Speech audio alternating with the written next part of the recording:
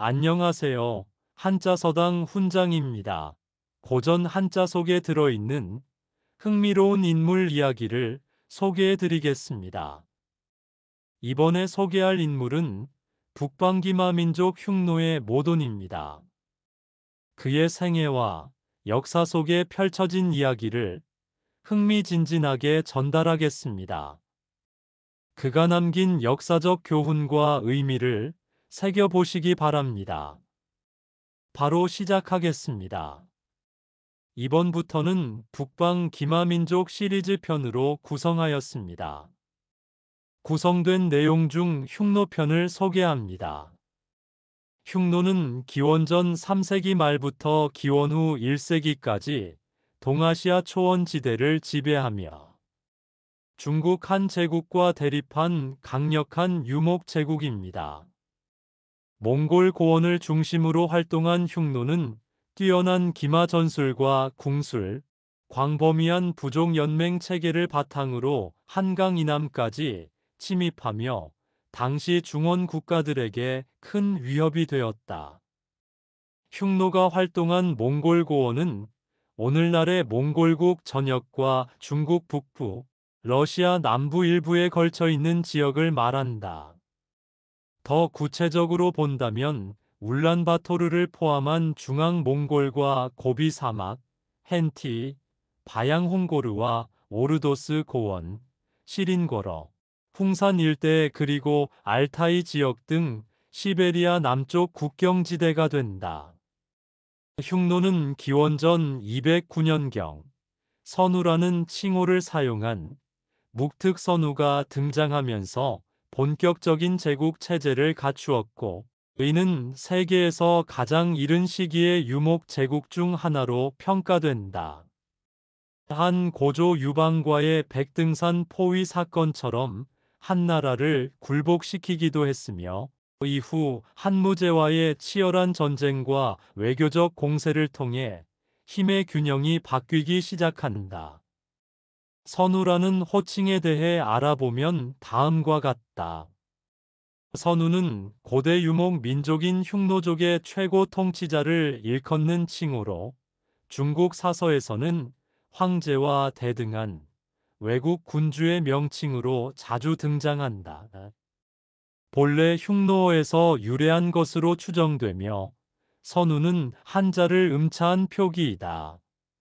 이 호칭은 기원전 3세기 무렵 묵특이 흉노를 통일하고 자신을 선우라 칭하면서 공식화되었으며 이후 흉노 제국의 최고 권력을 상징하는 명칭이 되었다. 선우의 정확한 의미에 대해서는 다양한 학설이 존재하는데 일부 학자는 하늘의 아들 또는 위대한 우두머리라는 뜻으로 해석하기도 한다.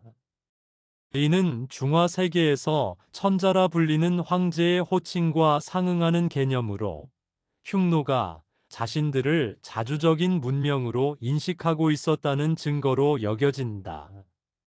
선우는 종교적 정치적 권위를 함께 갖춘 존재로 군사적인 지휘권은 물론 제사의 주재자이자 법과 질서의 수호자 역할도 수행하였다.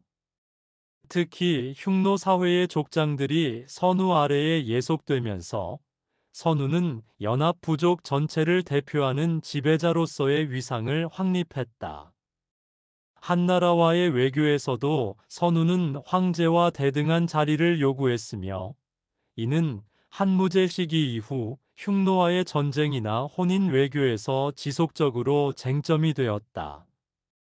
결국 선우라는 칭호는 단순한 호칭을 넘어서 유목 세계의 정치 체제와 정체성을 대변하는 상징적인 명칭이라 할 수 있다. 1세기 무렵 내부 분열로 동흉노와 서흉노로 분열되고 쇠퇴했지만 흉노는 이후 돌궐, 선비, 유연, 몽골 등 여러 기마민족 형성에 지대한 영향을 끼쳤으며 유럽까지 영향을 준 훈족의 조상으로도 추정된다. 흉노는 유목민 조직력, 빠른 기동력, 교역과 전쟁의 병행 등 북방 기마 제국의 원형을 확립한 대표적 존재로 역사에 남아있다. 북방 초원의 바람이 거칠게 몰아치던 기원전 3세기, 끝없는 평원 위에서 한 사내가 태어났다. 그의 이름은 모돈, 훗날 흉노의 전설적인 선우로 불릴 인물이었다. 묵돌, 모돈, 묵특은 모두 흉노의 선우로 같은 인물을 가리킨다.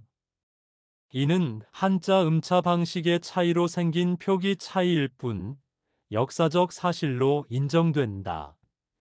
역사책 사기와 한서에서 그의 이름은 주로 모돈으로 기록되며 묵돌이나 묵특은 지역적 시대적 발음 차이를 반영한 변형이다. 기원전 234년경 모돈은 유목민 가문이 천막 안에서 첫 울음을 터뜨렸다. 그의 아버지 투만 선우는 흉노 부족을 이끄는 강인한 지도자였고 어머니는 초원의 가혹한 삶 속에서도 단단한 지혜를 간직한 여인이었다. 모돈의 유년기는 초원의 맹렬한 바람과 함께 단련되었다. 그는 말 위에서 자랐고 어린 손으로 활을 당기며 사냥감을 쫓았다. 그의 눈은 매처럼 예리했고 그의 마음은 야심으로 불타올랐다. 모도는 냉철하고 계산적인 성격을 지녔지만 그의 가슴 깊은 곳에는 초원의 자유와 부족의 명예를 지키려는 열망이 자리 잡고 있었다.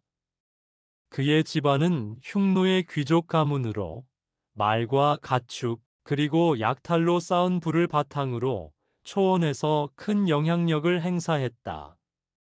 당시 동아시아는 격동의 시기였다. 중국은 전국 시대의 혼란을 지나 진나라의 통일로 향하고 있었고 북방의 흉노는 이 틈새에서 점차 강력한 세력으로 떠올랐다. 모돈의 동맹자이자 적으로는 진시황과 한나라의 유방이 있었다. 그의 이야기는 흉노의 제국 건설과 한나라와의 치열한 갈등의 서막을 열었다. 초원의 바람이 그의 칼을 날카롭게 벼리던 이 순간, 모돈의 운명은 세상을 뒤흔들 준비를 하고 있었다. 모돈의 출생은 초원의 천막에서 시작되었다. 그의 어머니는 출산 직후 갓난아기를 가죽 담요에 싸서 별빛 아래로 내밀었다. 이 아이는 초원의 아들이다. 그의 이름은 바람처럼 세상을 달릴 것이다. 그녀의 말은 부족의 노인들 사이에서 전설처럼 퍼졌다.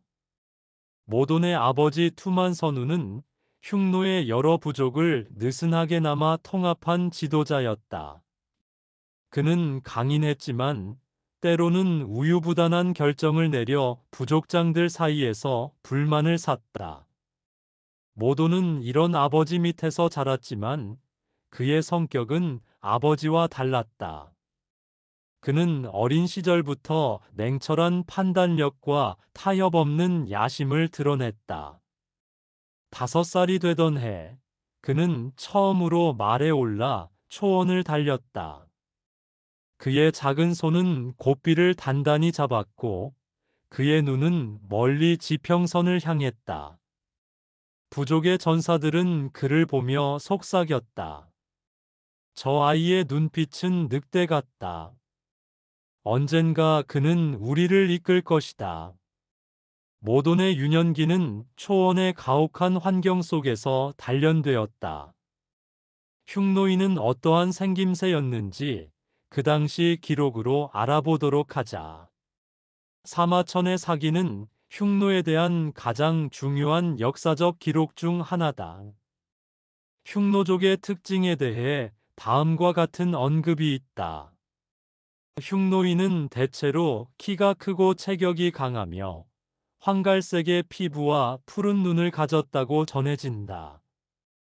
흉노족은 유목민으로서 말을 타고 기동력을 중시했기 때문에 강하고 근육질의 체격을 가졌다는 기록이 있다. 이는 흉노가 뛰어난 기병들이었음을 반영하며 전투에서 중요한 역할을 했던 신체적 특징으로 볼 수 있다. 황갈색 피부와 푸른 눈에 대한 언급은 당시 중국인들의 시각에서 흉노가 외계적이고 이국적인 민족으로 여겨졌음을 보여준다. 사실 흉노족이 특정 피부색이나 눈동자 색을 가졌다는 것은 증거가 부족하지만, 이러한 묘사는 그들이 중국인들과는 뚜렷하게 구별되는 외모를 가지고 있었다는 인식을 나타낸다. 그는 사냥을 배우며 바람의 방향을 읽었고 활을 쏘며 표적을 꿰뚫었다. 그의 스승, 늙은 전사 카르투는 그에게 말했다. 활은 너의 손이고 말은 너의 다리다. 하지만 진정한 힘은 너의 머리에서 나온다. 모도는 이 말을 가슴에 새기며 전략과 용맹을 동시에 익혔다. 모돈의 집안은 흉노 사회에서 높은 지위를 누렸다. 그들은 광활한 초원에서 수백 마리의 말을 소유했고 가죽과 금으로 장식된 천막에서 생활했다. 모돈의 아버지 투마는 약탈과 무역으로 부를 쌓았지만 그의 리더십은 부족장들 사이에서 갈등을 낳았다. 모돈은 이런 가문의 배경 속에서 자라며 권력의 본질을 일찍이 깨달았다. 그는 아버지의 천막에서 부족장들의 다툼을 지켜보며 단합의 중요성을 배웠다. 그의 어머니는 밤마다 불 옆에서 그에게 흉노의 전설을 들려주었다. 우리의 조상은 하늘의 아들이다. 그들의 화살은 별을 꿰뚫었고 그들의 말은 구름을 밟았다. 이 이야기들은 모돈의 가슴에 불을 지폈다. 그는 단순한 전사가 아니라 흉노를 하나로 묶고 세상을 뒤흔들 지도자가 되기를 꿈꿨다. 그의 야심은 어린 나이에도 불구하고 모두를 놀라게 했다. 한 부족장은 모돈을 보며 말했다. 저 아이는 칼보다 날카롭고 바람보다 빠르다. 하지만 그의 마음은 얼음처럼 차갑다. 모돈의 전사 교육은 흉노의 전통에 따라 혹독했다. 흉노의 전사들은 어린 나이부터 말을 타고 활을 쏘는 법을 배웠다. 모돈은 7살에 처음으로 활을 손에 쥐었다. 그의 첫 사냥은 초원의 사슴이었다. 그는 말을 몰아 사슴을 추격하며 바람을 가르며 화살을 날렸다. 화살은 사슴의 심장을 꿰뚫었고 부족의 전사들은 그의 솜씨에 환호했다. 하지만 모도는 만족하지 않았다. 그는 말했다. 사슴은 쉽다. 진정한 사냥은 사람의 마음을 꿰뚫는 것이다. 그의 스승 카르투는 그를 데리고 초원의 언덕으로 올라가 전술을 가르쳤다. 적의 약점을 찾아라. 그들의 숨통을 끊는 순간 승리는 너의 것이다. 모도는 이 가르침을 따라 밤마다 전투를 상상하며 전략을 짰다. 그는 동료들과 모의 전투를 벌이며 기마궁술과 칼싸움을 익혔다. 한 번은 모의 전투에서 상대를 말에서 떨어뜨리며 승리했다.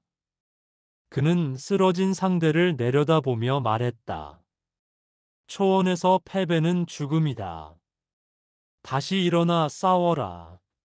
그의 냉철한 태도는 동료들을 두렵게 했지만 동시에 그들의 존경을 샀다. 흉노의 관직 체계는 유목민 사회의 특성을 반영했다. 선우는 흉노의 최고 지도자로 부족 연합을 이끄는 왕과 같은 존재였다. 선우 아래에는 좌현왕과 우현왕이 있었다. 이들은 각각 흉노의 동쪽과 서쪽을 관할하며 선우의 명령을 집행했다. 좌현왕은 보통 선우의 후계자로 여겨졌고 우현왕은 그 다음으로 중요한 지위를 차지했다. 이들 아래에는 천호, 당호, 골도후 같은 관직이 있었다. 천호는 1만 명의 병사를 이끄는 지휘관이었고 당호는 1,000명, 골도후는 100명의 병사를 다스렸다. 이 관직들은 군사적 책임뿐 아니라 행정과 부족 간 조율을 담당했다. 모도는 어린 시절부터 좌현왕의 자리를 꿈꿨다. 그는 아버지 투만의 천막에서 좌현왕과 우현왕의 논쟁을 들으며 권력의 구조를 파악했다. 그는 참모들에게 말했다. 선우는 하늘이 내린 자리다. 하지만 그 자리를 지키는 것은 칼과 머리다. 그의 말은 훗날 그가 아버지를 살해하고 선우의 자리에 오르는 계기가 되었다. 당시 동아시아의 정치적 상황은 혼란과 변혁의 소용돌이였다. 중국은 전국 시대의 마지막 장을 쓰고 있었다. 칠웅이라 불리는 강대국들이 서로를 삼키며 패권을 다퉜다. 이 혼란 속에서 진나라가 점차 두각을 나타냈다. 진시황, 진나라의 왕은 냉혹한 통치와 강력한 군사력으로 경쟁국들을 하나씩 굴복시켰다. 그는 만리장성을 쌓아 북방의 흉노를 견제했고 그의 군대는 철저한 규율로 무장했다. 하지만 진시황의 통일은 새로운 도전을 낳았다. 그의 가혹한 통치와 과도한 세금은 백성들의 불만을 샀고 이는 훗날 한나라의 유방이 일으킬 반란의 씨앗이 되었다.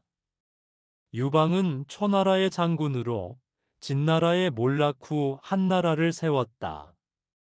그는 민중의 지지를 얻으며 진나라의 잔재를 청산하고 새로운 제국을 건설했다. 하지만 북방의 흉노는 그의 통치에 끊임없는 위협이었다.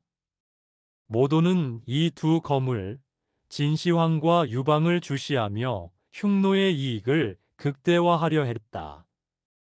모돈의 야심은 아버지 투만과의 갈등으로 폭발했다. 투만은 모돈의 냉철한 성격을 두려워했고 그를 좌현왕으로 임명하지 않았다. 대신 그는 다른 아들을 후계자로 삼으려 했다. 모도는 이를 용납하지 않았다. 그는 천막에서 참모들과 비밀리에 모여 계획을 세웠다. 아버지는 우리의 미래를 막고 있다. 흉노가 하나가 되려면 새로운 선우가 필요하다. 그의 말은 차갑지만 단호했다. 기원전 209년 모도는 아버지를 암살하고 선우의 자리에 올랐다. 사마천의 사기는 이 사건을 다음과 같이 기록한다. 투만 선우에게는 아들 모돈이 있었지만 후에 새 아내를 맞이한 뒤 그 새 아내의 아들을 태자로 삼고자 하였다. 이에 모돈을 질시하고 외적으로 핑계를 대어 인질로 적국 월지국에 보낸다. 그 뒤 투마는 모돈을 죽이기 위해 적국 월지를 공격한다. 이는 사실상 모돈을 제거하기 위한 계략이었다. 하지만 모돈은 놀랍게도 탈출에 성공하고 나중에는 부친을 죽이고 스스로 선우가 된다. 이렇게 기록하고 있다. 모돈은 투만 선우의 첫 번째 아내의 아들로 보이지만 공식적인 태자로 지명되지 않은 것으로 보인다. 후처의 아들에게 태자를 넘기려 했던 것을 보면 모돈은 서자일 가능성도 있다. 다만 흉노에는 한족 사회처럼 엄격한 적서 구분의 제도가 존재하지 않았을 가능성도 있어 서자나 적자보다는 정치적 신임과 지위의 문제로 봐야 한다는 견해도 있다. 이 사건은 흉노 부족들 사이에서 충격을 일으켰다. 하지만 모도는 빠르게 권력을 장악했다. 그는 부족장들을 불러 모아 연회를 열고 그들에게 말했다. 나는 하늘의 뜻을 따랐다. 이제 흉노는 하나가 되어 세상을 향할 것이다. 그의 카리스마는 반대자들을 침묵시켰다. 모도는 좌현왕과 우현왕을 자신의 충실한 동맹으로 임명하며 흉노의 군사적 행정적 체계를 재편했다. 모돈의 전사 교육은 그의 리더십의 기반이 되었다. 그는 젊은 전사들을 모아 혹독한 훈련을 시켰다. 그는 그들에게 말했다. 너희의 화살이 하늘을 가르지 못한다면 너희는 초원의 먼지가 될 것이다. 그의 훈련은 단순히 기술을 익히는 데 그치지 않았다. 그는 전사들에게 전략을 가르쳤다. 그는 초원의 지형을 이용해 적을 유인하고 기습 전술로 적의 숨통을 끊었다. 한 훈련에서 그는 전사들에게 말했다. 적의 눈을 속여라. 그들이 너를 보지 못할 때 너의 칼은 그들의 심장을 찌른다. 그의 전사들은 그의 명령에 절대 복종했다. 모도는 또한 전사들에게 충성을 요구했다. 그는 말했다. 나를 따르는 자는 초원의 주인이 될 것이다. 나를 배신하는 자는 바람 속에서 사라질 것이다. 그의 말은 전사들의 가슴에 불을 지폈다. 모돈의 흉노는 진나라와 한나라의 틈새에서 힘을 키웠다. 진시황은 만리장성을 쌓으며 흉노를 막으려 했지만 모도는 이를 교묘히 피해 약탈을 이어갔다. 그는 진나라의 국경 마을을 습격하며 그들의 보급로를 끊었다. 진시황은 모돈의 대담함에 분노했지만 그의 군대는 흉노의 기마 군대를 따라잡지 못했다. 한나라의 유방은 모돈의 더 큰 적이었다. 유방은 한나라를 세운 후 흉노의 약탈을 막기 위해 군대를 보냈다. 하지만 모도는 유방의 군대를 초원으로 유인해 포위했다. 이 전투에서 모도는 유방을 궁지에 몰아넣었고 유방은 굴욕적인 조약을 맺어야 했다. 모도는 천막에서 참모들에게 말했다. 한나라의 왕은 강하지만 초원은 우리의 것이다. 그들의 성벽은 우리의 말을 막을 수 없다. 그의 전략은 흉노를 북방의 강자로 만들었다. 모돈의 이야기는 단순한 전사의 이야기가 아니었다. 그것은 흉노의 제국 건설과 한나라와의 치열한 갈등의 시작이었다. 그의 야심은 초원을 넘어 세상으로 뻗어나갔다. 그는 전사들에게 말했다. 우리의 화살은 하늘을 꿰뚫고 우리의 말은 세상을 밟는다. 그의 군대는 그의 뒤를 따랐고 그들의 말발굽 소리는 동아시아를 울렸다. 모도는 초원의 별들을 바라보며 말했다. 이 하늘 아래 흉노의 이름은 영원히 빛날 것이다. 그의 이야기는 아직 시작에 불과했다. 흉노의 운명은 그의 손에 달려 있었고 그의 칼은 새로운 전설을 써내려갈 준비가 되어 있었다. 기원전 209년 북방 초원의 하늘은 잿빛 구름으로 뒤덮였고 바람은 칼날처럼 날카로웠다. 이 거친 땅에서 모도는 자신의 운명을 손에 쥐었다. 그는 더 이상 투만 선우의 아들이 아니었다. 그는 흉노의 새로운 지도자, 하늘의 뜻을 받은 선우였다. 아버지를 제거한 그의 손은 피로 물들었지만 그의 눈은 초원의 끝없는 지평선을 향했다. 모도는 흉노 부족들을 하나로 묶어 강력한 유목 제국을 세웠다. 그는 기마 군대를 조직하고 철저한 군사적 규율을 도입하며 흉노를 동아시아의 패자로 만들었다. 그의 야심은 초원을 넘어 중국의 성벽을 위협했고 그의 이름은 바람처럼 세상으로 퍼져나갔다. 초원의 불꽃이 그의 손에서 타오르며 모돈은 새로운 시대를 열었다. 모돈에 붙인 사례는 단순한 가족 비극이 아니었다. 그것은 흉노의 미래를 위한 냉혹한 선택이었다.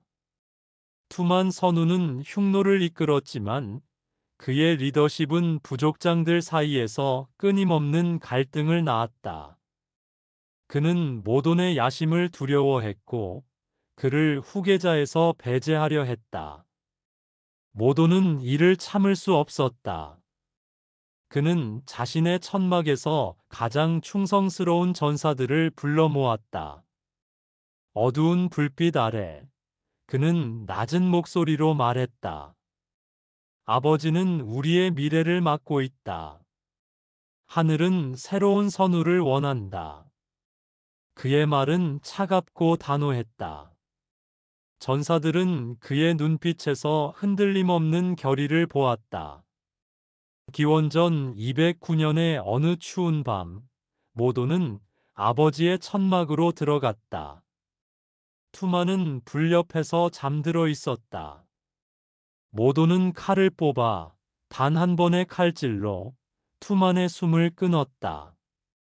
피가 천막 바닥을 적셨고 바람이 그의 죄를 속삭이는 듯 했다. 하지만 모도는 뒤를 돌아보지 않았다. 그는 천막 밖으로 나와 부족장들에게 선언했다. 나는 하늘의 뜻을 따랐다.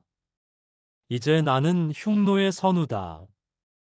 그의 목소리는 초원을 울렸고 반대자들의 입은 굳게 닫혔다. 모돈에 붙인 사례는 잔혹했지만 그것은 흉노를 하나로 묶기 위한 첫걸음이었다.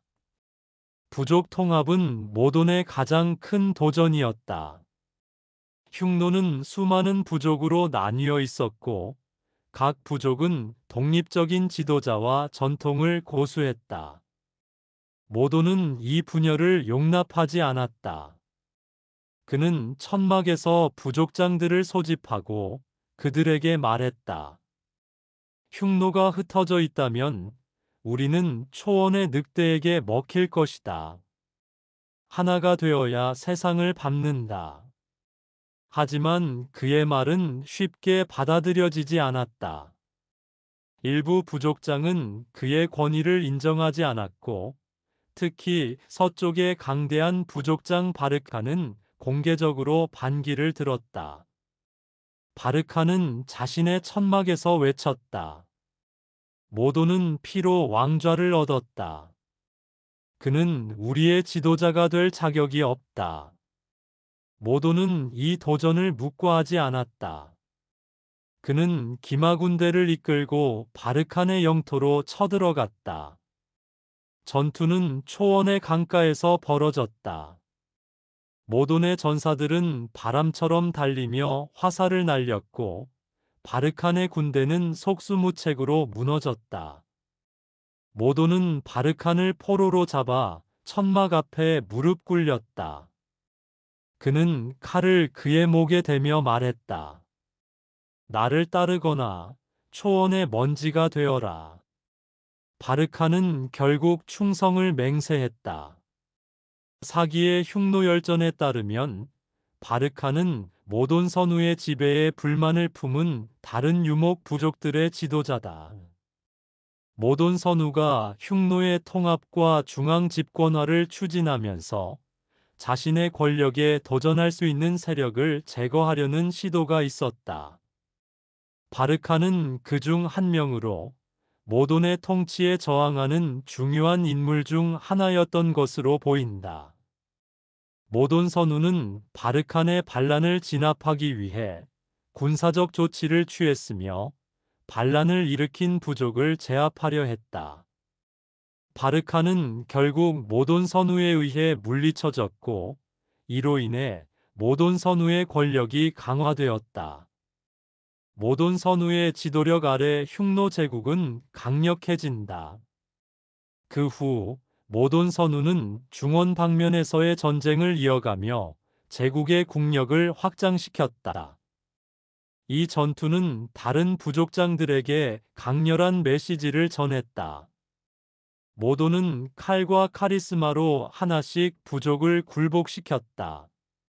그는 연회를 열어 충성한 부족장들에게 금과 말을 나누어 주었고, 반항하는 자들에게는 죽음을 선사했다.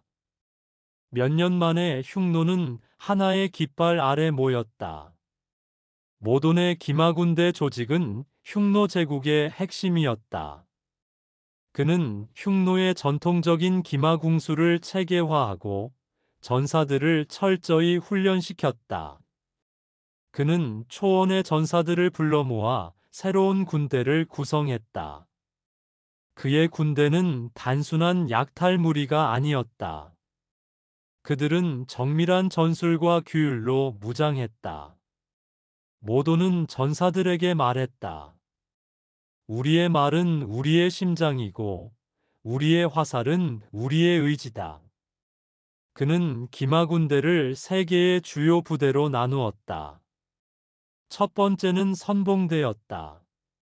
이들은 빠르고 민첩한 기병으로 적의 약점을 파고드는 역할을 맡았다. 두 번째는 주력대였다. 이들은 무거운 갑옷과 긴 창으로 무장해 적의 중심을 뚫었다. 세 번째는 후방대였다. 이들은 보급과 정찰을 담당하며 전투의 흐름을 조율했다. 모도는 각 부대에 천호, 당호, 골도후를 임명해 명령 체계를 명확히 했다. 그는 훈련장에서 전사들을 지켜보며 외쳤다. 너희의 화살이 하늘을 가르지 못한다면 너희는 흉노의 이름에 먹칠을 하는 것이다. 그의 전사들은 그의 명령에 절대 복종했다. 한 젊은 전사는 훈련 후 말했다. 모돈의 눈은 우리를 꿰뚫는다. 그의 말은 우리의 피를 끓게 한다. 군사적 규율은 모돈의 제국을 단단히 묶는 뼈대였다. 그는 전사들에게 철저한 복종을 요구했다. 그는 천막에서 새로운 규율을 발표했다. 나의 명령은 하늘의 뜻이다. 이를 어기는 자는 초원의 바람 속에서 사라질 것이다. 그의 규율은 단순하지만 엄격했다. 첫 번째 규율은 절대 복종이었다. 전사들은 모돈의 명령을 맹목적으로 따라야 했다. 이를 어긴 자는 즉시 처형되었다. 두 번째 규율은 전투 준비였다. 전사들은 항상 무기와 말을 점검해야 했고, 언제든 전투에 나설 준비를 갖추었다. 세 번째 규율은 단합이었다. 전사들은 서로를 형제처럼 여기며 내부의 갈등을 허용하지 않았다. 모도는 이 규율을 강제하기 위해 독특한 시험을 도입했다. 그는 전사들에게 자신의 화살을 쏘라고 명령했다. 그의 화살이 날아가는 곳을 따라 전사들도 화살을 쏴야 했다. 한 전사가 주저하자 모도는 그를 즉시 처형했다. 그는 말했다. 나의 화살은 흉노의 의지다. 이를 따르지 않는 자는 우리의 적이다. 이 시험은 전사들의 충성을 단단히 묶었다. 모도는 또한 보상 체계를 도입했다. 전투에서 공을 세운 전사에게는 금과 가축을 나누어 주었고 그들의 이름을 연회에서 불렀다. 한 전사는 금으로 장식된 칼을 받으며 말했다. 모돈의 손은 우리를 죽일 수도 우리를 높일 수도 있다. 흉노 제국의 형성은 모돈의 치밀한 전략과 냉혹한 실행력의 결과였다. 그는 부족 통합 후 주변의 소규모 유목민들을 흡수하며 세력을 확장했다. 그는 동쪽의 동호족을 공격해 그들의 영토를 병합했다. 동호족의 지도자는 저항했지만 모돈의 기마군대는 그들을 초원의 먼지로 만들었다. 동호족은 흉노의 동쪽, 오늘날 중국의 북동부 지역에 거주한 유목 민족이다. 동호는 흉노와 비슷한 유목 생활을 했지만 정치적으로 독립적인 존재였으며 중국과의 관계에서도 독자적인 외교와 군사적 행동을 취했다.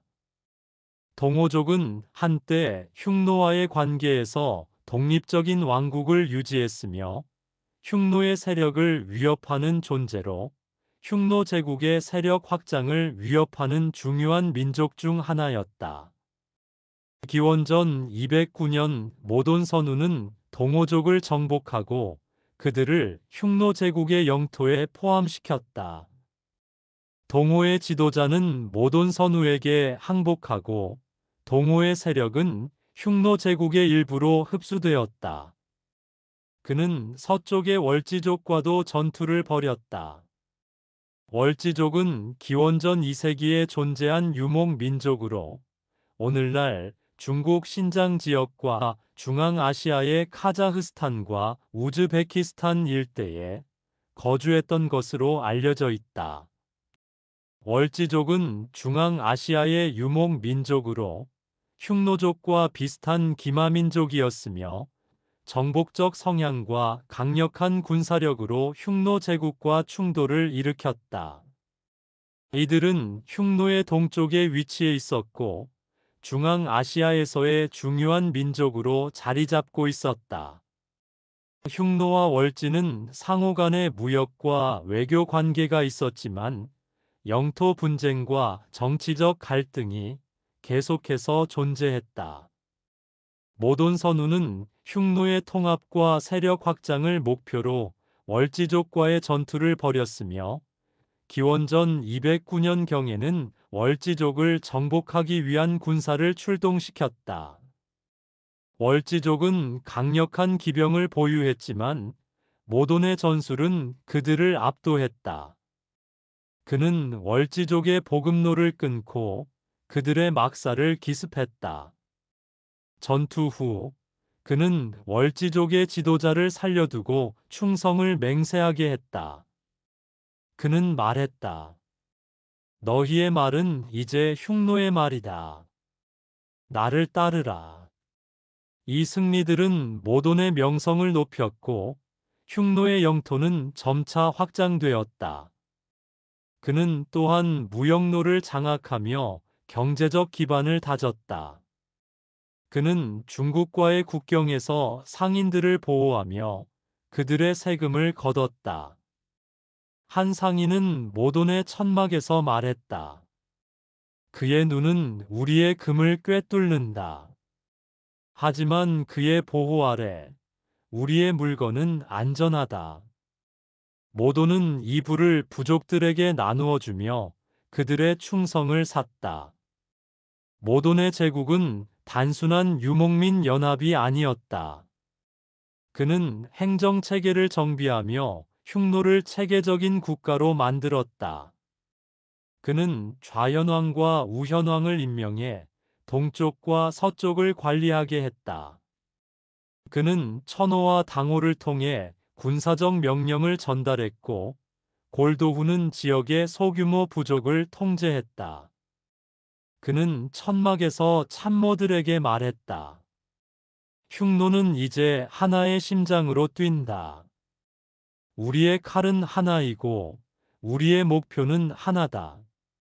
그의 행정체계는 유목민 사회의 유연성을 유지하면서도 군사적 효율성을 극대화했다. 그는 또한 외교를 통해 제국의 안정성을 높였다. 그는 주변의 소규모 부족들과 동맹을 맺으며 그들의 군대를 흉노의 일부로 편입했다. 그는 동맹자들에게 말했다. 나를 따르는 자는 흉노의 영광을 나눌 것이다. 그의 외교는 냉혹했지만 효과적이었다. 그는 동맹을 맺은 부족들에게 금과 여성을 선물하며 그들의 충성을 유지했다. 모돈의 흉노 제국은 동아시아의 새로운 강자로 떠올랐다. 그는 중국의 한나라를 위협하며 그들의 국경을 끊임없이 공격했다. 모돈 선우는 흉노 제국의 패권을 강화하고 중원을 정복하려는 야망을 가지고 있었다. 한고조 유방은 자국의 북방 경계를 보호하고 중앙아시아로의 확장을 방어하고자 했다. 특히 모돈 선우가 한나라의 국경을 위협하며 경제적, 군사적 압박을 가하자 한고조는 이를 막기 위해 군을 동원하게 된다. 결국 양국의 군사적 충돌은 백등산에서 일어난 전투로 이어지게 됐다.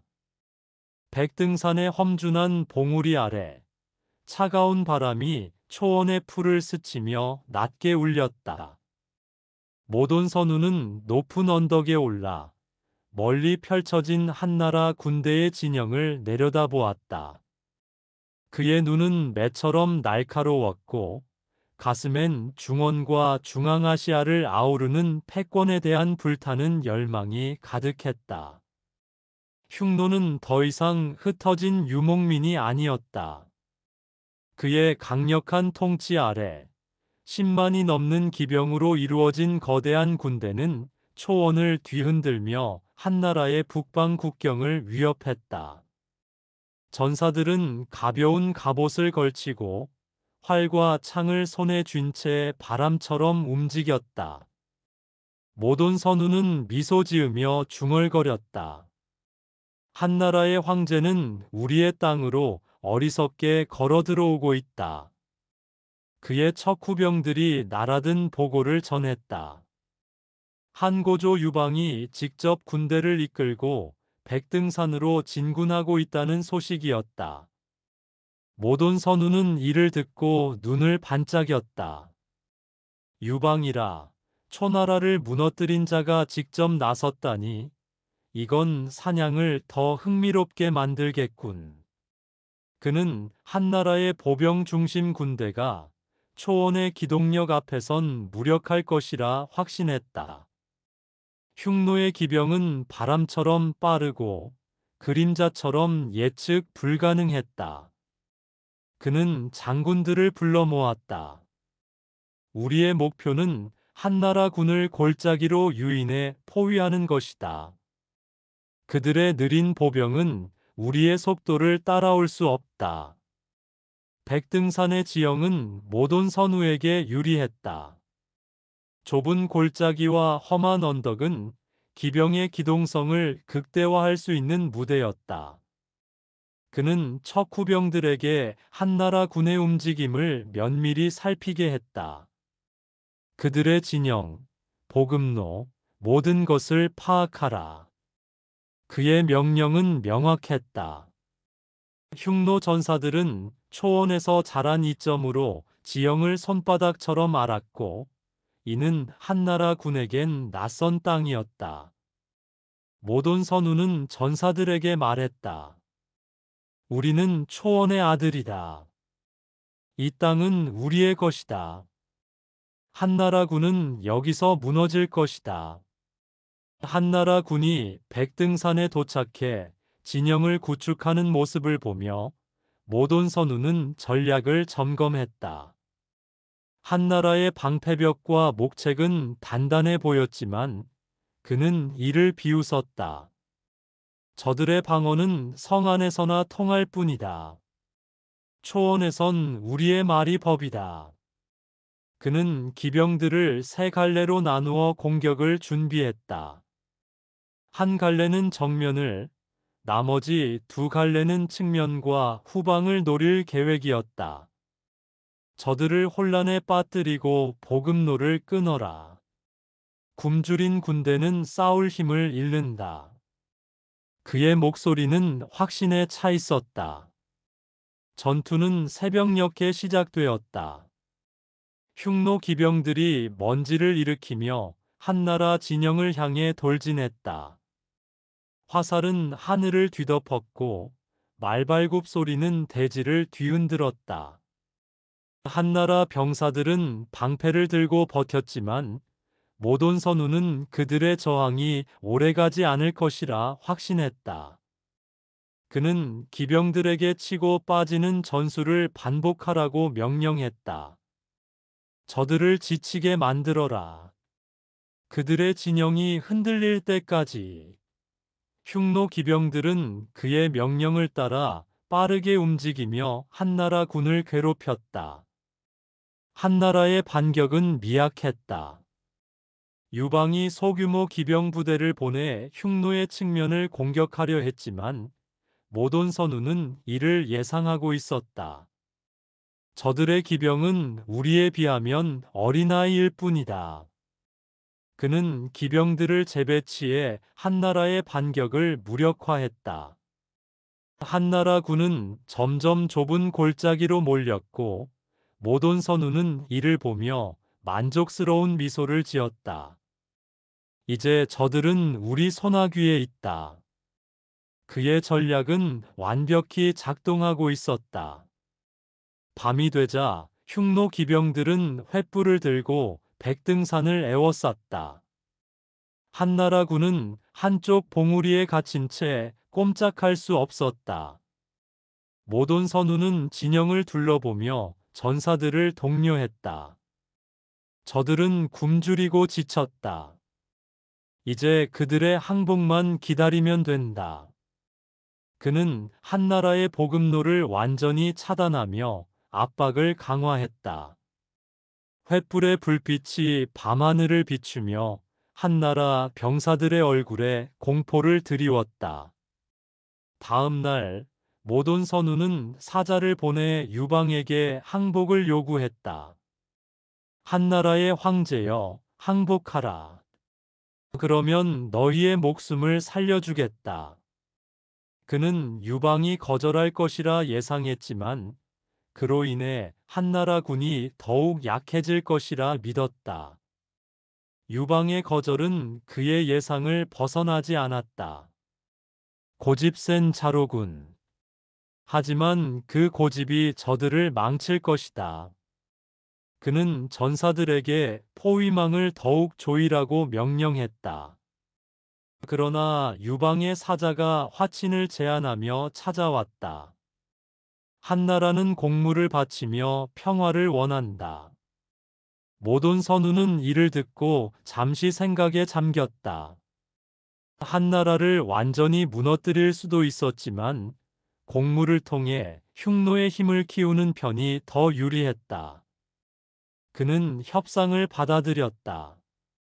한나라가 우리의 힘을 인정한다면 그들의 목숨을 살려주겠다.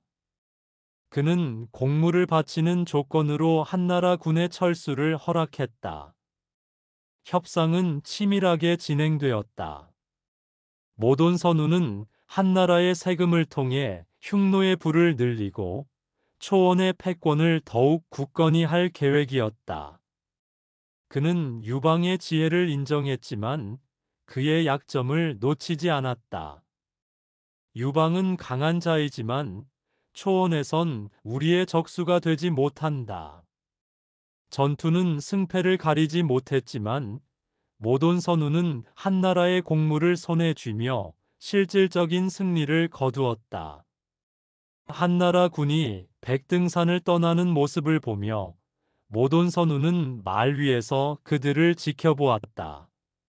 백등산의 봉우리는 그의 승리를 증명하듯 우뚝 서 있었다. 그는 전사들에게 말했다. 이 싸움은 끝났지만 우리의 야망은 끝나지 않았다. 중원은 언젠가 우리의 것이 될 것이다. 그의 목소리는 초원을 울렸다. 그러나 그는 한나라가 쉽게 무너지지 않을 것임을 알았다. 유방의 결심은 만만치 않았다. 모돈선우는 장안으로 돌아가는 한나라 군을 바라보며 생각했다. 유방은 이번엔 살아남았지만 다음번엔 어찌 될까? 그는 초원의 바람을 느끼며 미소 지었다. 백등산 전투는 흉노의 힘을 보여준 무대였지만 한나라와의 싸움은 아직 끝나지 않았다. 그는 전사들을 불러 모아 다음 계획을 세웠다. 한나라의 공물로 우리의 군대를 강화하라. 우리는 초원의 주인이다. 누구도 우리를 막을 수 없다.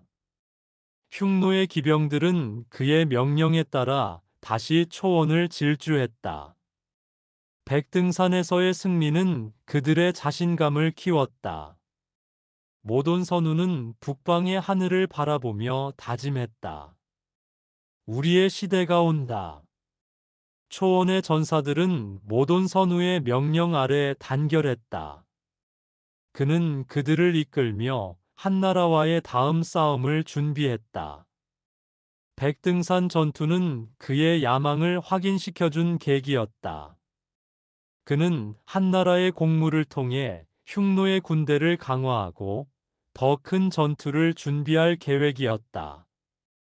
초원의 바람은 여전히 그의 곁에 있었고 그의 눈빛은 중원을 향해 있었다. 모돈선우는 자신의 천막으로 돌아와 지도를 펼쳤다. 한나라의 국경선과 요새들이 그의 눈앞에 펼쳐졌다. 그는 손으로 지도를 짚으며 중얼거렸다. 유방은 강하지만 초원은 우리의 것이다. 그는 한나라의 약점을 파악하고 다음 전투에서 그들을 완전히 굴복시킬 계획을 세웠다. 백등산은 단지 시작에 불과했다. 그의 전사들은 초원 곳곳에서 훈련을 거듭했다. 그들은 말을 타고 화살을 쏘며 한나라의 보병을 상대할 전술을 익혔다. 모돈선우는 그들을 보며 만족스러운 미소를 지었다.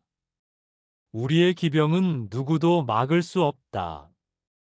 그는 한나라의 북방 국경을 계속 압박하며 그들의 약점을 드러내게 할 계획이었다. 백등산 전투는 흉노의 역사에 큰 족적을 남겼다. 모돈선우는 이 전투를 통해 한나라의 힘을 시험했고 그들의 한계를 확인했다. 그는 유방의 지혜와 결단력을 인정했지만 초원에서의 싸움은 흉노의 무대였다. 그는 전사들에게 말했다. 우리는 초원의 주인이다. 한나라는 우리의 공물을 바치며 우리의 힘을 인정했다. 시간이 흘렀다. 흉노의 군대는 공물을 통해 더욱 강력해졌다. 모돈선우는 초원의 부족들을 하나로 묶고 그들의 충성심을 다졌다. 그는 한나라와의 다음 전투를 준비하며 척후병들을 보내 그들의 움직임을 살폈다. 유방이 장안에서 무엇을 준비하든 모돈선우는 그를 앞지를 자신이 있었다. 백등산에서의 승리는 흉노 전사들의 가슴에 자부심을 심어주었다. 그들은 모돈선우를 따라 초원을 질주하며 중원의 풍요로운 땅을 꿈꾸었다. 모돈선우는 그들을 보며 미소 지었다. 우리의 시대는 이제 시작이다. 그는 한나라와의 싸움이 길어질 것임을 알았지만 그 싸움에서 승리할 자신이 있었다. 북방의 하늘은 여전히 잿빛이었다. 그러나 모돈선우의 마음은 뜨거웠다. 그는 초원의 바람을 느끼며 다짐했다. 한나라는 우리의 발 아래 굴복할 것이다. 백등산 전투는 그의 야망의 첫걸음이었고 그는 그 길을 끝까지 걸어갈 각오였다. 모도는 한나라의 세 가지 주요 요구를 제시했다. 백등산 전투에서 한고조 유방은 모돈선우의 공격을 받아 백등산에서 군사적으로 큰 위기를 겪었으나 모돈선우는 전투를 마친 후 협상을 통해 한나라에게 몇 가지 요구사항을 내세우게 된다. 첫 번째는 곡물이었다. 한나라는 매년 흉노에게 비단, 곡물, 금, 그리고 가축을 바쳐야 했다. 모도는 이 곡물을 통해 흉노의 경제적 기반을 강화하고 부족들의 충성을 유지했다. 그는 천막에서 참모들에게 말했다. 한나라의 금은 우리의 칼을 더 날카롭게 할 것이다. 두 번째 요구는 혼인 동맹이었다. 한나라는 황실의 공주를 흉노에 시집 보내야 했다. 이는 단순한 결혼이 아니라 한나라와 흉노의 외교적 유대를 강화하는 수단이었다. 한고조 유방은 모돈 선우의 요구에 대해 혼인 외교는 받아들이지 않았다. 한나라는 모돈 선우와의 결혼을 수용하기보다 곡물을 지불하는 방식으로 흉노와의 관계를 조정했다. 하지만 이후 한나라 황실은 실제로 일부 고위 관리들과 흉노와의 결혼을 통한 외교적 관계를 시도하기도 했다. 세 번째 요구는 국경의 평화였다. 한나라는 흉노의 약탈을 막기 위해 군대를 철수하고 국경에서의 충돌을 피해야 했다.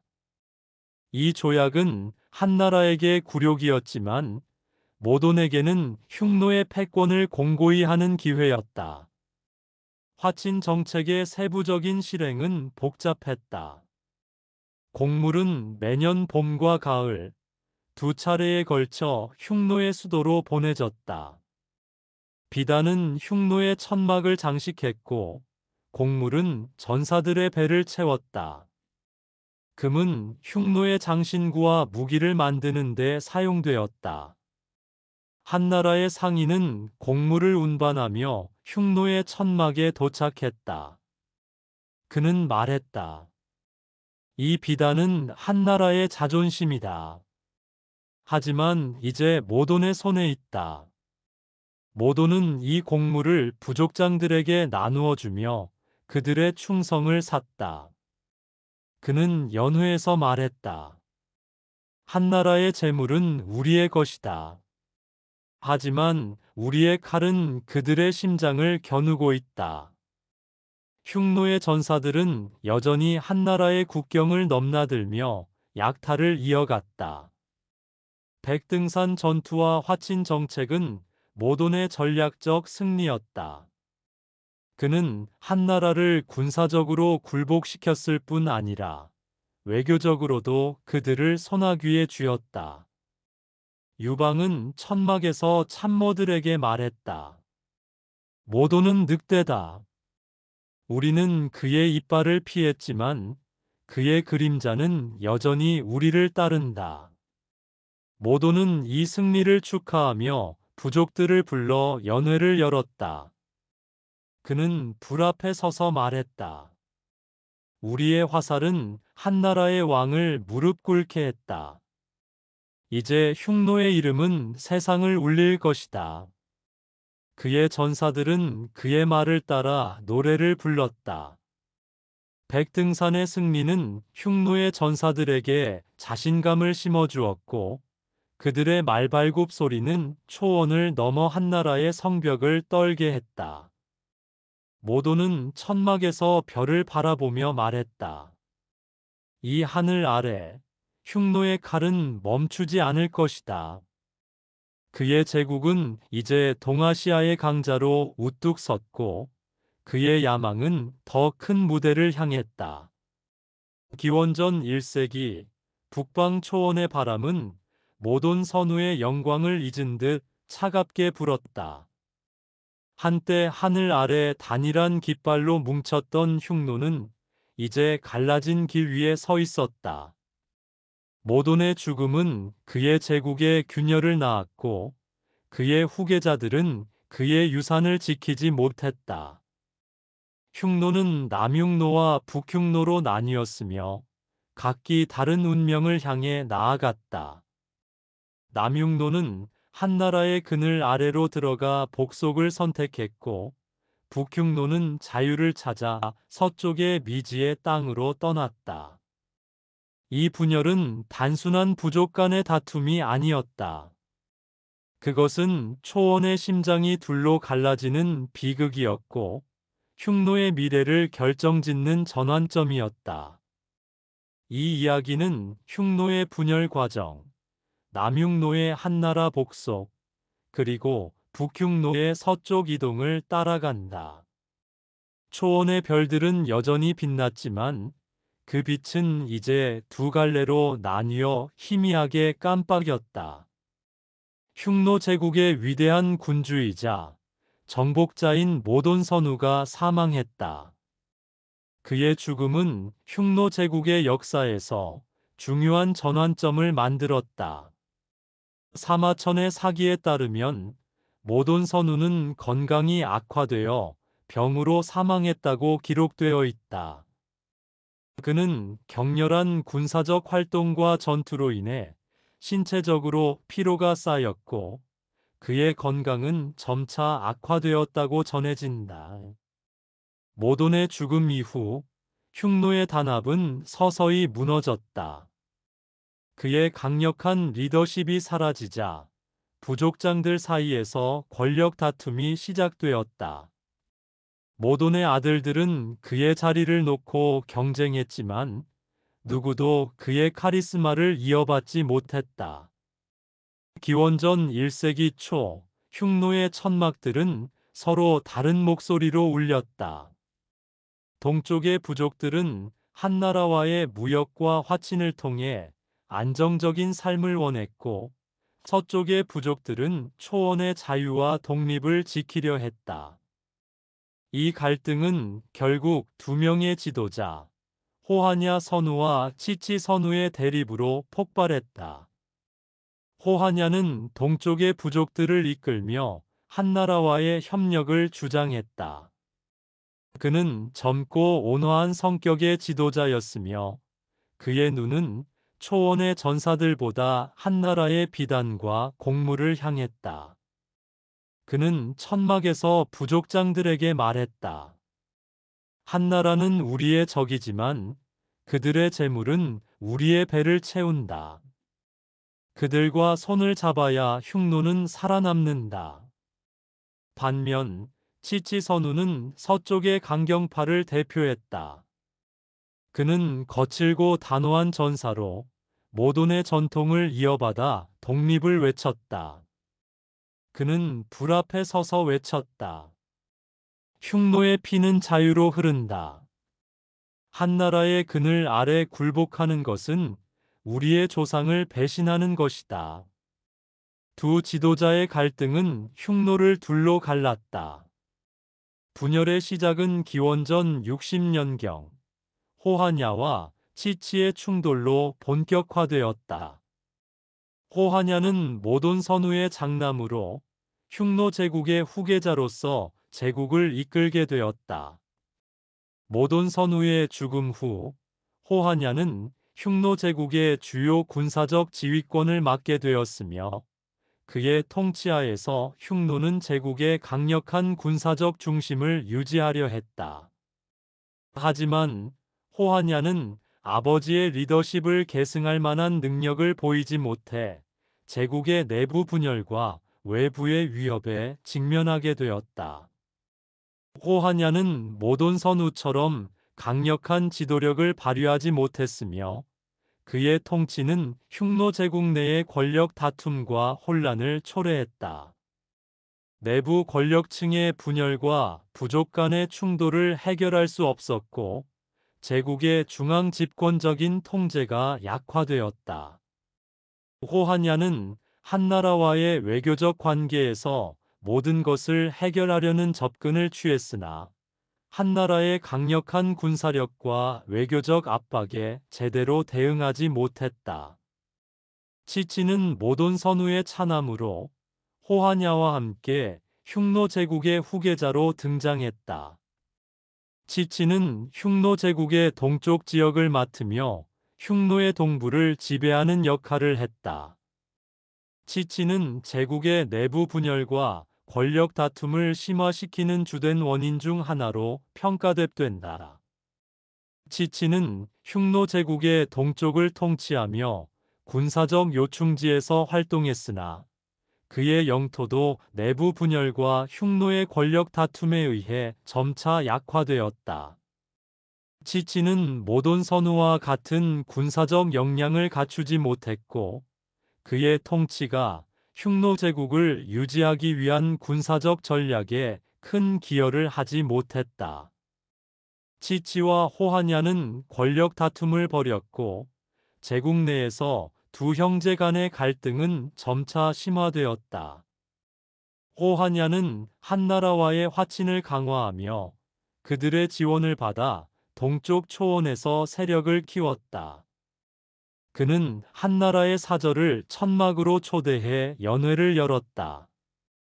비단 옷을 입은 한나라 사절은 호하냐에게 말했다. 한나라의 황제는 너희를 동맹으로 본다. 공물을 바치고 평화를 지켜라. 호하냐는 고개를 끄덕이며 금으로 장식된 잔을 들었다. 하지만 치치는 이를 배신으로 보았다. 그는 서쪽 초원의 전사들을 모아 호하냐를 공격했다. 전투는 알타이 산맥 근처의 평야에서 벌어졌다. 치치의 기마 군대는 바람처럼 달렸지만 호하냐는 한나라의 지원을 받아 무거운 갑옷과 보병을 동원했다. 치치는 전투에서 패배했고 그의 전사들은 흩어졌다.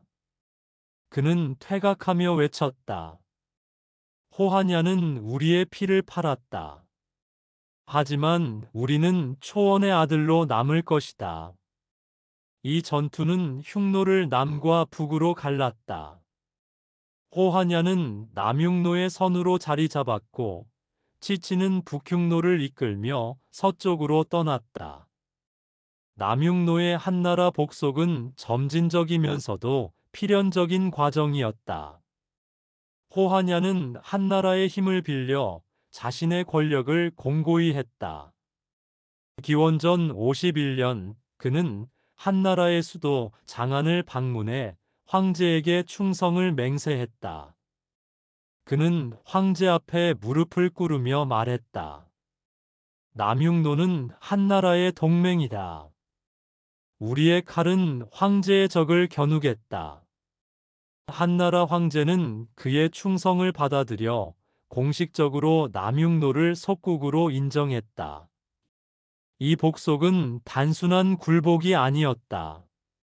한나라는 남흉노에게 비단, 곡물, 금을 제공하며 그들의 생존을 보장했다.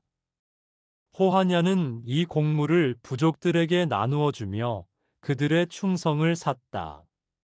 그는 천막에서 말했다. 한나라의 재물은 우리의 힘이 된다.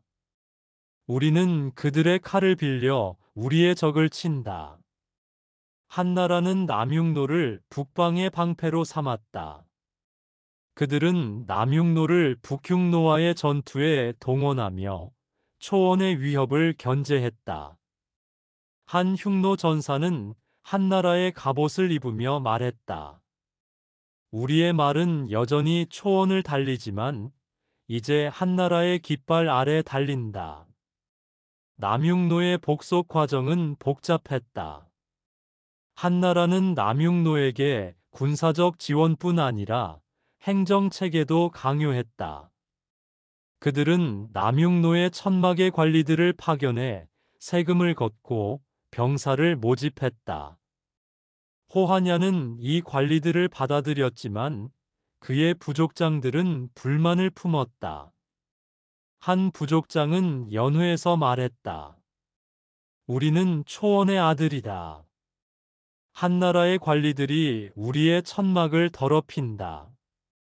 호하냐는 그들을 달래며 말했다. 한나라의 재물은 우리의 배를 채우고 그들의 칼은 우리의 적을 막는다. 우리는 살아남기 위해 이 길을 택했다. 한나라는 또한 남흉노의 젊은 전사들을 장안으로 보내 교육을 받게 했다. 이들은 한나라의 언어와 문화를 배우며 흉노와 한나라의 다리 역할을 했다. 한 젊은 전사는 장안에서 돌아와 말했다. 한나라의 도시는 우리의 천막보다 높다. 하지만 우리의 심장은 여전히 초원에 있다. 호하냐는 이 젊은이들을 중용하며 한나라와의 관계를 더욱 강화했다. 북흉노의 서쪽 이동은 자유를 향한 고난의 여정이었다. 치치선우는 패배 후 알타이 산맥을 넘어 서쪽으로 향했다. 그는 전사들에게 말했다. 우리의 조상은 이 초원을 지켰다. 우리는 새로운 땅에서 그들의 이름을 이어갈 것이다. 북흉노의 이동은 험난했다. 그들은 알타이 산맥의 험준한 고개를 넘으며 추운 겨울과 싸웠다. 치치는 천막에서 전사들을 독려했다. 이 고난은 우리의 칼을 더 날카롭게 할 것이다. 그들은 서쪽으로 이동하며 소규모 유목민들과 충돌했다. 일부 부족은 북흉노에 합류했고, 다른 부족들은 그들의 진로를 막았다. 치치는 이 충돌에서 승리하며 북흉노의 세력을 유지했다. 그는 한 부족장에게 말했다. 너희의 말은 이제 우리의 말이다. 함께 서쪽으로 가자. 북흉노는 결국 중앙아시아의 초원에 도달했다. 그곳은 낯선 땅이었지만 끝없는 평야와 맑은 강이 그들을 맞이했다. 북흉노의 이동은 단순한 도피가 아니었다. 치치는 새로운 땅에서 부족을 재편했다. 그는 천호와 당호를 임명해 군대를 정비하고 무역로를 확보해 경제적 기반을 다졌다. 그는 상인들에게 말했다. 너희의 물건은 우리의 천막을 채울 것이다. 우리의 칼은 너희를 지킬 것이다. 북흉노는 중앙아시아에서 새로운 동맹을 맺으며 세력을 키웠다. 치치는 천막에서 전사들에게 말했다. 우리는 한나라의 그늘을 벗어났다. 이제 우리의 하늘은 더 넓다. 하지만 북흉노의 운명은 순탄치 않았다. 그들은 서쪽의 강력한 유목민들과 경쟁해야 했고, 한나라의 간접적인 압박도 느꼈다. 치치는 이 도전에 맞서며 말했다. 우리의 화살은 여전히 하늘을 가른다. 북흉노는 결코 굴복하지 않을 것이다. 그의 전사들은 그의 뒤를 따르며 새로운 땅에서 흉노의 이름을 지켰다. 흉노의 분열은 초원의 비극이었지만 그들의 유산은 남흉노와 북흉노를 통해 이어졌다. 오하냐는 한나라의 품 안에서 안정된 삶을 선택했지만 치치는 자유를 위해 미지의 땅으로 떠났다. 두 지도자는 각기 다른 길을 걸었지만 그들의 심장에는 흉노의 피가 흘렀다. 남흉노는 한나라의 방패가 되었고 북흉노는 새로운 초원에서 전설을 썼다. 모돈의 제국은 갈라졌지만 그의 이름은 여전히 초원의 바람 속에서 속삭였다. 호하냐는 천막에서 별을 바라보며 말했다. 우리의 조상은 하나였다. 우리의 길은 달라도 우리의 피는 같다. 치치는 서쪽의 언덕 위에서 말했다. 우리의 말은 끝없이 달린다. 흉노의 이름은 영원히 남는다. 초원의 별들은 두 갈래로 나뉘었지만 그 빛은 여전히 세상을 비췄다. 서기 1세기 북흉노의 말발굽 소리가 중앙아시아의 광활한 초원을 울렸다. 한때 모돈 선우의 깃발 아래 단합했던 흉노는 이제 두 갈래로 나뉘어 각기 다른 운명을 쫓았다. 남흉노가 한나라의 그늘 아래 안주한 반면 북흉노는 치치 선우의 인도 아래 자유를 찾아 서쪽으로 떠났다. 그들의 여정은 험난했지만 중앙아시아의 새로운 땅에서 그들은 훈족의 씨앗을 뿌렸다. 이 이동은 단순한 유목민의 이주가 아니었다. 그것은 유럽과 아시아의 역사를 뒤흔드는 거대한 파도를 일으켰다. 북흉노의 말과 화살은 중앙아시아의 정세를 재편했고 그들의 유산은 훗날 훈족의 전설로 이어졌다. 초원의 바람은 그들의 발자취를 따라 서쪽으로 흘렀고 그들의 이름은 새로운 전설로 태어났다. 북흉노의 중앙아시아 이동은 치치 선우의 단호한 결단으로 시작되었다.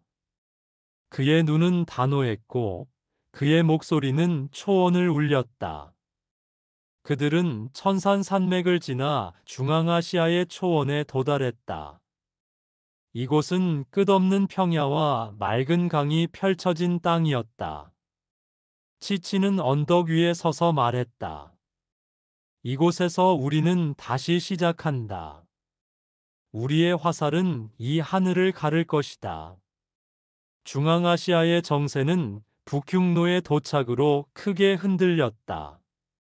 이 지역은 이미 다양한 유목민과 정착민들이 얽힌 복잡한 무대였다. 북흉노는 강력한 기마 군대와 전투 기술로 주변 부족들에게 위협이자 기회로 다가갔다. 동쪽의 동호족은 북흉노의 군사력을 두려워하며 동맹을 제안했다. 그들의 지도자는 치치의 천막을 찾아와 말했다. 너희의 칼은 우리의 방패가 될 수 있다. 함께 이 초원을 지배하자.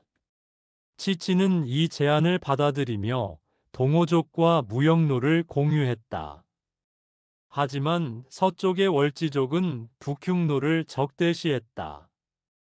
월지족의 지도자 카르다는 자신의 전사들을 모아 북흉노와 전투를 벌였다. 전투는 시르다리아 강변에서 벌어졌다.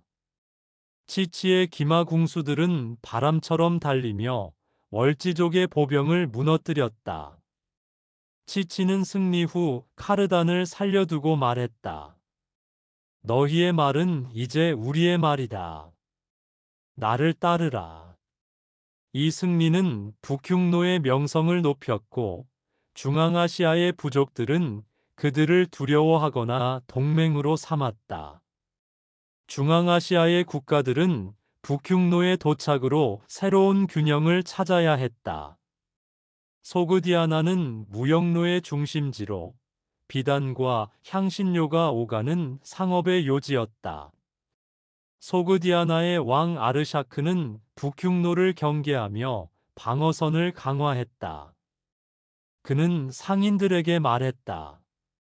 북흉노의 말발굽은 우리의 시장을 위협한다. 하지만 그들의 보호를 받으면 우리의 물건은 더 멀리 갈 것이다. 그는 치치와 협상을 맺어 무역로를 보호받는 대가로 곡물을 바쳤다. 박트리아는 소그디아나 남쪽의 비옥한 땅으로 그리스 문화를 흡수한 왕국이었다. 박트리아의 왕 에우크라티데스는 북흉노를 군사적 위협으로 보았다. 그는 요새를 쌓고 병사를 훈련시켰다. 하지만 북흉노의 기습 공격은 그의 방어를 뚫었다.